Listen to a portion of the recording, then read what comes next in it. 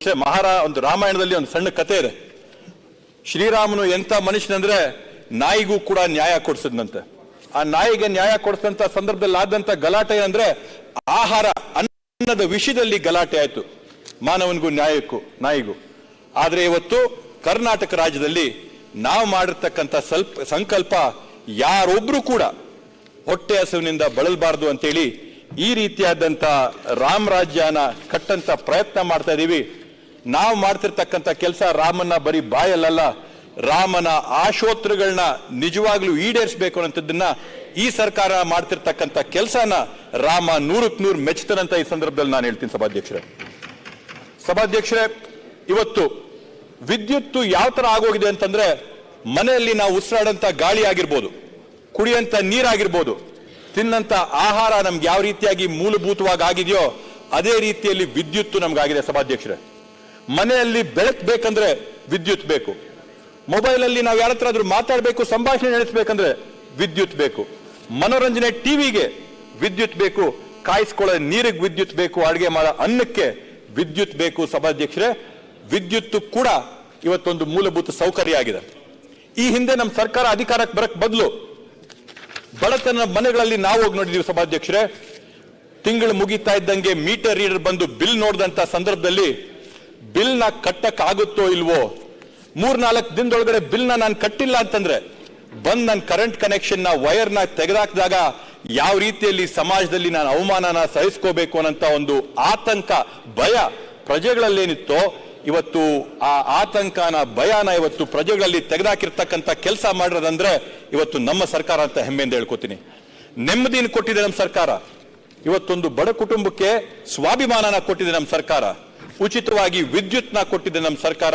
ಈ ಎಲ್ಲಾ ಕೆಲಸಗಳನ್ನ ನಾವು 8 ವರ್ಷದಲ್ಲ, 8 ತಿಂಗಳಲ್ಲ, ಸರ್ಕಾರ ಅಧಿಕಾರಕ್ಕೆ ಬರ್ತಾ ಇದ್ದಂಗೆ 1-2 ತಿಂಗಳಲ್ಲಿ ಮಾಡಿದಂತ ಶ್ರೇಯಸ್ಸು, ಕೀರ್ತಿ ನಮ್ಮ ಸರ್ಕಾರಕ್ಕೆ ಸಲ್ಲಬೇಕಾಗುತ್ತೆ. ಸಭಾಧ್ಯಕ್ಷರೇ, ಈ ಒಂದು ಕಾರ್ಯಕ್ರಮದಲ್ಲಿ 1,60,00,000 ಕುಟುಂಬಗಳಿಗೆ ನಾವು ಸ್ವಾಭಿಮಾನನ, ಗೌರವನ ತಂದ್ಕೊಡಂತ ಕೆಲಸ ನಮ್ಮ ಸರ್ಕಾರ ಮಾಡಿದೆ. ಸಭಾಧ್ಯಕ್ಷರೇ, ಈ ರೀತಿಯಲ್ಲಿ ಬಡತನ ನಿರ್ಮೂಲನೆ ಮಾಡುವಂಥದ್ದು, ಹೊಟ್ಟೆ ಹಸುವಿನ ನಿರ್ಮೂಲನೆ ಮಾಡುವಂಥದ್ದು, ಜನಕ್ಕೆ ಸ್ವಾಭಿಮಾನ, ಧೈರ್ಯನ ತಂದ್ಕೊಡುವಂಥದ್ದು, ಇದೆಲ್ಲ ರಾಮರಾಜ್ಯದ ಕಡೆಗೆ ತಗೊಂತಿರ್ತಕ್ಕಂಥ ಹೆಜ್ಜೆಗಳಲ್ವಾ?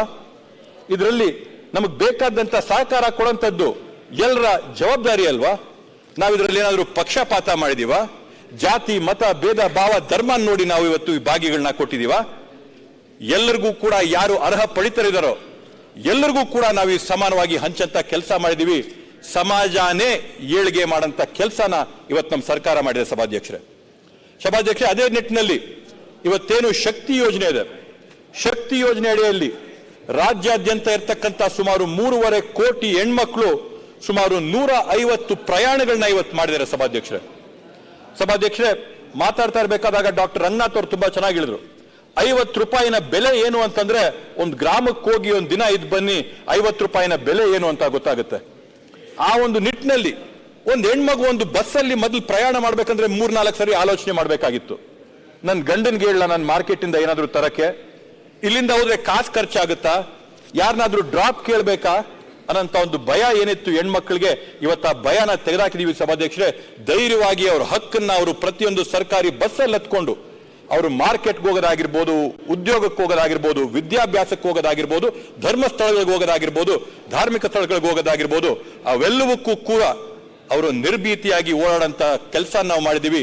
ಮಹಿಳೆಯರನ್ನ, ಪುರುಷರನ್ನ ಸಮಾನವಾದಂತ ಒಂದು ಸಮಾಜ ಸೃಷ್ಟಿ ಮಾಡಂತ ಒಂದು ಪ್ರಯೋಜನ, ಮಹಿಳೆಯರ ಸಬಲೀಕರಣ ಮಾಡಂತ ಒಂದು ಪ್ರಯೋಗನ ಇವತ್ತು ನಮ್ಮ ಸರ್ಕಾರ ಮಾಡಿದೆ ಅಂತಲ್ಲ, ಯಶಸ್ವಿಯಾಗಿ ಮಾಡಿದೆ ಅಂತ ನಾನು ಘಂಟಾಘೋಷವಾಗಿ ಹೇಳ್ತೀನಿ. ಯಾಕಂದ್ರೆ ಇವತ್ತು ಈ ಪ್ರಯಾಣಗಳ ಒಂದು ಪರಿಣಾಮದಿಂದ ಸರ್ಕಾರ ಇವತ್ತು 1550 ಹೊಸ ಬಸ್ಸುಗಳನ್ನ ಇವತ್ತು ಕೊಂಡ್ಕೋತಾ ಇದೆ.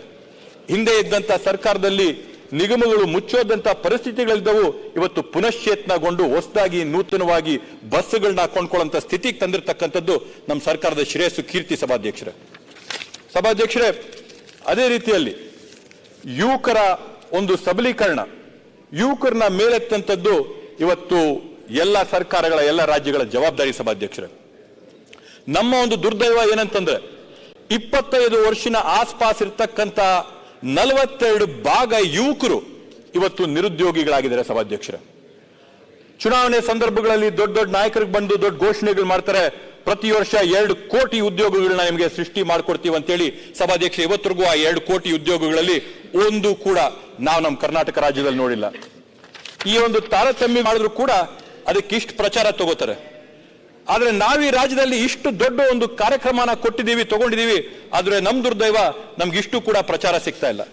ಕನ್ನಡಿಗರ ನಮ್ಮ ಒಂದು ಸಂಕೋಚದ ಸ್ವಭಾವದಿಂದ ನಾವು ಮಾಡಿದಂತ ಸಾಧನೆ ನಾವು ಹೇಳಲಾರ್ತೀವಿ. ಸಭಾಧ್ಯಕ್ಷರೇ, ಇದಕ್ಕೊಂದು ಸಣ್ಣ ಉದಾಹರಣೆ ಕೊಡ್ಬೇಕಂತಂದ್ರೆ, ಕೆಸಿ ವ್ಯಾಲಿ ಯೋಜನೆಯಲ್ಲಿ ಸನ್ಮಾನ್ಯ ಸಿದ್ದರಾಮಯ್ಯ ಅವರ ನೇತೃತ್ವದ ಸರ್ಕಾರದಲ್ಲಿ ಕೆಸಿ ವ್ಯಾಲಿ ಯೋಜನೆ ನಾವು ಮಾಡಿ ಬೆಂಗಳೂರಲ್ಲಿರ್ತಕ್ಕಂಥ ತ್ಯಾಜ್ಯ ನೀರ್ನ ನಾವು ಕೋಲಾರ, ಚಿಕ್ಕಬಳ್ಳಾಪುರ ಈ ಭಾಗಗಳಲ್ಲಿ ಕೆರೆಗಳನ್ನ ನೀರು ತುಂಬಿಸಿ ಅಂತರ್ಜಲನ ವೃದ್ಧಿ ಮಾಡಿರ್ತಕ್ಕಂಥದ್ದನ್ನ ಯುನೈಟೆಡ್ ನೇಷನ್ಸ್ ಅವ್ರು ಬಂದು ಮೆಚ್ಚಿದ್ದಾರೆ.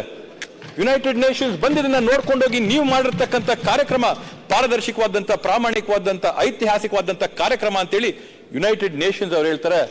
ಆದ್ರೆ ಯಾಕೋ ನಾವು ಅದನ್ನ ಎದೆ ತಟ್ಟಿ ಹೇಳೋದ್ರಲ್ಲಿ ನಮಗೆ ಸಂಕೋಚ. ಸಭಾಧ್ಯಕ್ಷರೇ, ಅದೇ ರೀತಿಯಲ್ಲಿ ಈ 59,000 ಕೋಟಿ ಕೂಡ ನಾವು ಬಡತನ ನಿರ್ಮೂಲನೆ ಮಾಡೋದ್ರಲ್ಲಿ ತಗೊಂಡಿರ್ತಕ್ಕಂಥ ಹೆಜ್ಜೆ ಕ್ರಮ, ನಾವು ಇದನ್ನ ಘಂಟಾಘೋಷವಾಗಿ ಎದೆ ತಟ್ಟಿ ಎಲ್ಲ ಕಡೆ ಪ್ರಚಾರ ಮಾಡಿ ನಾವು ಈ ದೇಶದಲ್ಲಿರ್ತಕ್ಕಂಥ ಜನರಿಗೆ, ಈ ರಾಜ್ಯದಲ್ಲಿರ್ತಕ್ಕಂಥ ಜನರಿಗೆ ರಾಮರಾಜ್ಯನ ಕಲ್ಪಿಸ್ಕೊಡಂತ ಕೆಲಸ ಮಾಡ್ತಾ ಇದೀವಿ ಅಂತೇಳಿ ಪ್ರಚಾರ ಮಾಡ್ಕೊಡಂತದ್ದು ನಮ್ಮೆಲ್ಲರ ಜವಾಬ್ದಾರಿ. ಸಭಾಧ್ಯಕ್ಷರೇ, ಇವತ್ತು ಮಾತಾಡಿದಂತ ಸಂದರ್ಭದಲ್ಲಿ ಎಲ್ಲರೂ ಕೂಡ ಬೇರೆ ಬೇರೆ ಚರ್ಚೆಗಳಾಯ್ತು.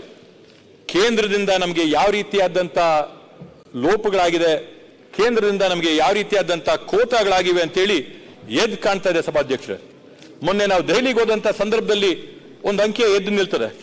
1,87,000 ಕೋಟಿಯಷ್ಟು ಕೇಂದ್ರ ಸರ್ಕಾರದಿಂದ ಇವತ್ತು ಕರ್ನಾಟಕ ರಾಜ್ಯ ಸರ್ಕಾರಕ್ಕೆ ಕಡಿತ ಆಗಿದೆ. ಇವತ್ತು ನಾವು ಸರಿಯಾದಂತ ರಾಮರಾಜ್ಯ ಮಾಡಬೇಕಂದ್ರೆ, ಸಾರ್ವಜನಿಕರಿಗೆ ಸರಿಯಾದಂತ ಸವಲತ್ತನ್ನ ನಾವು ತಲುಪಿಸಬೇಕಂದ್ರೆ, ಅವ್ರ ಹಕ್ಕನ್ನ ಕೊಡ್ಬೇಕಂದ್ರೆ ಇವತ್ತು ನಾವು ಕೇಂದ್ರ ಸರ್ಕಾರಕ್ಕೆ ಅವ್ರು ನಮ್ಗೆ ಸಹಕಾರ ಕೊಡ್ಬೇಕನ್ನೋದಕ್ಕೆ ಮನವಿ ಮಾಡ್ತೀವಿ. ಸಭಾಧ್ಯಕ್ಷರೇ, 14-15 ಹಣಕಾಸಲ್ಲಿ ಆದಂತ ಅನ್ಯಾಯಗಳು ನಾವು ನೋಡಿದೀವಿ. 1% ಕಡಿತ ಆಗಿದ್ರನ್ನ ನಾವು ನೋಡಿದೀವಿ. ರಾಷ್ಟ್ರ ಪುರಸ್ಕೃತ ಯೋಜನೆಗಳು, ಭದ್ರಾ ಮೇಲ್ದಂಡೆ ಆಗಿರ್ಬೋದು, ಅದರಿಂದ ನಮ್ಗಾಗಿರ್ತಕ್ಕಂಥ ತೊಂದರೆಗಳನ್ನ ಸಾಕಷ್ಟು ಜನ ಪ್ರಸ್ತಾಪ ಮಾಡಿದ್ದಾರೆ. ಅದೇ ರೀತಿಯಲ್ಲಿ ಮಾದಾಯಿ ಆಗಿರ್ಬೋದು, ಮೇಕೆದಾಟ ಆಗಿರ್ಬೋದು, ಈ ಎಲ್ಲ ಯೋಜನೆಗಳಿಗೂ ಕೂಡ ಕೇಂದ್ರ ನಮ್ಮ ಸಹಕಾರಕ್ಕೆ ಬಂದು ನಿಲ್ಬೇಕು ಅನ್ನೋದಕ್ಕೆ ನಾವಿವತ್ತು ಮನವಿ ಮಾಡ್ಕೊಂತೀವಿ. ಸಭಾಧ್ಯಕ್ಷೆ, ಆ ಒಂದು ನಿಟ್ಟಿನಲ್ಲಿ 16ನೇ ಹಣಕಾಸಲ್ಲಾದ್ರೂ ಕೂಡ ನಮಗೆ ತೊಂದರೆ ಆಗಬಾರ್ದು, ಲೋಪ ಆಗಬಾರ್ದು, ಕೋತ ಆಗಬಾರ್ದು ಅನ್ನೋಂಥ ನಿಟ್ಟಿನಲ್ಲಿ ನಾವೆಲ್ಲರೂ ಕೂಡ 224 ಶಾಸಕರುಗಳೇನು ನಾವು ಕೂತಿದೀವಿ,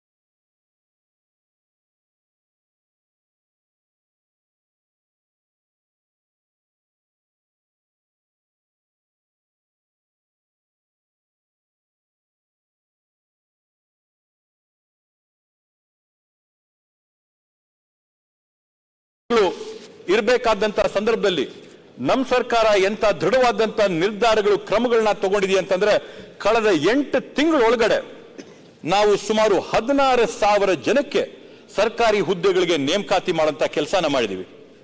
ಮುಂದುವರೆದು 14,000 ಹುದ್ದೆಗಳಿಗೆ ನೇಮಕಾತಿಯ ಪ್ರಕ್ರಿಯೆ ಇವಾಗ ನಡೀತಾ ಇದೆ. ಅಂದ್ರೆ 8 ತಿಂಗಳಲ್ಲಿ 30,000 ಯುವಕರಿಗೆ ಯುವತಿಯರಿಗೆ ನಾವು ಉದ್ಯೋಗ ಕಲ್ಪಿಸಿಕೊಡುವಂತ ಕೆಲಸನ ಇವತ್ತು ನಮ್ಮ ಸರ್ಕಾರ ಮಾಡಿದೆ. ಈ ಒಂದು ಹೆಮ್ಮೆ ನಮಗಿದೆ ಸಭಾಧ್ಯಕ್ಷರೇ. ಈ ಒಂದು ವರ್ಷದಲ್ಲಿ ನಾವು ಸುಮಾರು 75,299 ಕೌಶಲ್ಯ ತರಬೇತಿಗಳನ್ನ ನಾವು ಮಾಡಿದೀವಿ. ಅವ್ರಿಗೆ ಕೌಶಲ್ಯ ಕೊಟ್ಟ ನಂತರ ಸುಮಾರು 11,500 ಯಾರಿವತ್ತು ಕೌಶಲ್ಯ ತರಬೇತಿ ಪಡೆದಂತವರವರೇ ಅವ್ರಿಗೆ ಉದ್ಯೋಗ ಕೂಡ ಸಿಕ್ಕಿದೆ ಸಭಾಧ್ಯಕ್ಷರೇ. ನಮ್ಮ ಸರ್ಕಾರ ಕಾಂಗ್ರೆಸ್ ಸರ್ಕಾರ ಇದ್ದಂತ ಸಂದರ್ಭದಲ್ಲಿ ರೂಪಿಸಿದಂತ ನರೇಗಾ ಕಾರ್ಯಕ್ರಮದ ಅಡಿಯಲ್ಲಿ 27,87,000 ಕುಟುಂಬಗಳು ಇವತ್ತು ನರೇಗಾ ಒಂದು ಅನುಕೂಲ ಪಡ್ಕೊಂಡಿದ್ದಾರೆ ಸಭಾಧ್ಯಕ್ಷರೇ. 27,87,000 ಕುಟುಂಬಗಳ ಪೈಕಿ 50,22,000 ಜನ ಇವತ್ತು ನರೇಗಾದಿಂದ ಕೆಲಸನ ಮಾಡಿಕೊಂಡು ಈ ಬರದ ಒಂದು ಪರಿಸ್ಥಿತಿಯಲ್ಲಿ ಕೂಡ ಜೀವನ ನಡೆಸ್ಕೊಂಡು ಬರ್ತಾ ಇದ್ದಾರೆ ಸಭಾಧ್ಯಕ್ಷರೇ. ಎಲ್ಲರಿಗೂ ಕೂಡ ಉದ್ಯೋಗನ ಕಲ್ಪಿಸಿಕೊಡುವಂತ ಕೆಲಸನ ಇವತ್ತು ನಮ್ಮ ಸರ್ಕಾರ ಮಾಡಿದೆ ಸಭಾಧ್ಯಕ್ಷರೇ.